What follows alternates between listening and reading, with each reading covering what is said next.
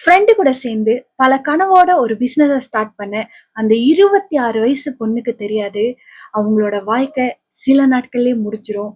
அதுவும் மலேசியாவோட அன்சால்வ் கேஸா இன்னைக்கு வரைக்கும் இருக்கும்னு. ஹாய் அனைவருக்கும் வணக்கம். Hope you guys doing good. நான் திவ்யா குமாரன். நம்மளோட டைம் டிராவல் சீரீஸ்ல நம்ம ஒவ்வொரு இயர்க்கும் டிராவல் பண்ணி அந்த இயர்ல நடந்த கிரைம் ஸ்டோரிஸா இருக்கட்டும், மறுபிறவியா இருக்கட்டும், பேய் கதைகளா இருக்கட்டும், இந்த மாதிரி நிறைய கதைகள் பார்த்துக்கிட்டு வரோம். அது மட்டும் இல்லாம நம்ம இப்ப இடைப்பட்ட காலத்துல நிறைய மோட்டிவேஷனல் கதைகளும் பார்த்துட்டு வரோம். ஸோ இன்னைக்கு இந்த எபிசோட்ல ஒரு மலேசியாவோட அன்சால்வான ஒரு கேஸ் தான் பார்க்க போறோம். இன்னைக்கு கதைக்கு நம்ம ஜம்ப் பண்றதுக்கு முன்னுக்கு இது என்னோட யூடியூப் சேனல். யார் யார் வந்து இன்னும் சப்ஸ்கிரைப் பண்ணலையோ சப்ஸ்கிரைப் பண்ணி சப்போர்ட் பண்ணுங்க. ஸோ உங்களுக்கு ஆன் டைம்ல என்னோட ஸ்டோரிஸ்லாம் வந்து கிடைக்கும். 2005 மலேசியாவே திரும்பி பார்க்க வச்ச கதை தான் கோலிஃபாங்கோட கேஸ். கோலிஃபாங்கோட கேஸ் இன்னைக்கு வரைக்கும் அன்சால்வா தான் இருக்கு. ஓகே, கோலிஃபாங் வந்து அவங்க ஃப்ரெண்ட் கூட சேர்ந்து அவங்களோட 26வது வயசுல ஒரு பிசினஸ் ஸ்டார்ட் பண்றாங்க. ஸோ அந்த டைம்ல தி கர்வ் மால் வந்து புதுசா இது பண்ணிருக்காங்க. ஸோ அங்க வந்து ஒரு கடையை எடுத்து அங்க வந்து பேபி க்ளோத்ஸ் வந்து அவங்க விற்கிறதுக்கு கடை ஸ்டார்ட் பண்றாங்க. கோலிஃபாங் இவங்கள நான் த்ரூ அவுட் த ஸ்டோரி வந்து லீஃபாங்னு மென்ஷன் பண்றேன்.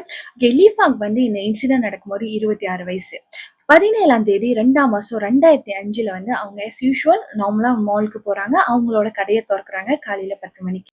பார்ட்னர்ஸ் கூட சேர்ந்து நம்ம பிசினஸ் செய்யும் போது அது ரொம்ப நார்மல். நம்ம ஃப்ரெண்டா கூட இருக்கலாம், அந்த பார்ட்னர் யார் வேணாலும் இருக்கலாம்.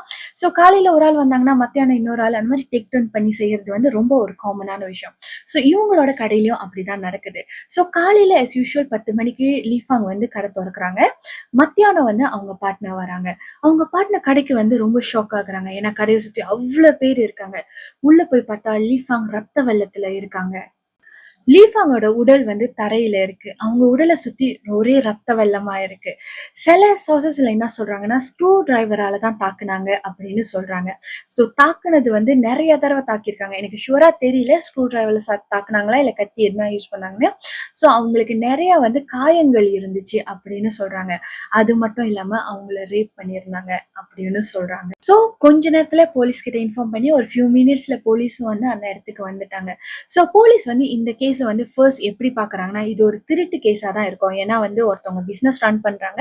ஸோ திருடுறதுக்காக உள்ள வந்து மேபி வந்து லீஃபாங் வந்து தடுக்க போயிட்டு அவங்கள தாக்கி கொலை பண்ணிருப்பாங்க அப்படின்னு ஒரு வகையில பார்த்தாலும், ஒரு பெர்ஸ்பெக்டிவ்ல பார்த்தாலும், அவங்களோட லீஃபாங்கோட திங்ஸ்லாம் செக் பண்ணி பார்க்கும்போது என்ன தெரியுதுன்னா அவங்களோட கேஷ், வாலெட் எல்லாமே அப்படி இருக்கு. லீஃபாங்கோட போனை மட்டும் காணும். ஆக்சுவலி நான் ஃபுல் ஸ்டோரியை ரெக்கார்ட் பண்ணி முடிச்சுட்டேன். ஸோ நான் எடிட் பண்ற டைம்ல தான் ஒரு விஷயம் ரியலைஸ் பண்ணேன். ஒரு கட்டத்துக்கு அப்புறம் வாய்ஸ் எதுவுமே இல்லை. ஸோ நான் திருப்பி ரெக்கார்ட் பண்றேன். ஸோ அந்த மால் வந்து இன்னும் புதுசுனால அங்க வந்து சிசிடிவி இன்ஸ்டாலேஷன்லாம் வந்து ஒன்றும் நடந்துகிட்டு தான் இருக்கு. ஒயரிங் வேலை இதெல்லாம் ஓடிக்கிட்டு இருக்கு. ஸோ இப்போ என்ன பண்றாங்கன்னு பாத்தீங்கன்னா இவங்க கடையை ஃபேஸ் பண்ணி 1-2 சிசிடிவி தான் இருக்கு. ஸோ போலீஸ் வந்து அந்த சிசிடிவி ஃபுட்டேஜை வந்து செக் பண்ணி பாக்குறாங்க. ஸோ செக் பண்ணி பார்க்கும்போது ஒரு 30 இயர்ஸ் பிளாஸ்ல உள்ள ஒரு பிசினஸ் மேன் வந்து காலையில அந்த கடைக்கு வந்திருக்காரு. ஸோ போலீஸ் வந்து இப்ப விசாரணையை ஃபுல் அண்ட் ஃபுல் வந்து அந்த பிசினஸ் மேன் மேல திருப்புறாங்க. ஸோ அந்த பிசினஸ் மேனை கைது பண்றாங்க அண்ட் ஆல்சோ அந்த விசாரணையை செய்யறாங்க. நான் ஏர்லியா சொல்லியிருந்தேன் இல்லையா, லீஃபாங்க வந்து ரேப் பண்ணி தான் மர்டர் பண்ணியிருந்தாங்கன்னு. ஸோ அவங்கள வந்து போஸ்ட்மார்ட்டம் செஞ்சுட்டு தென் இவரோட டிஎன்ஏ வச்சு டெஸ்ட் பண்ணி பார்க்குறாங்க. அன்ஃபார்ச்சுனேட்லி ரெண்டுமே மேட்ச் ஆகல.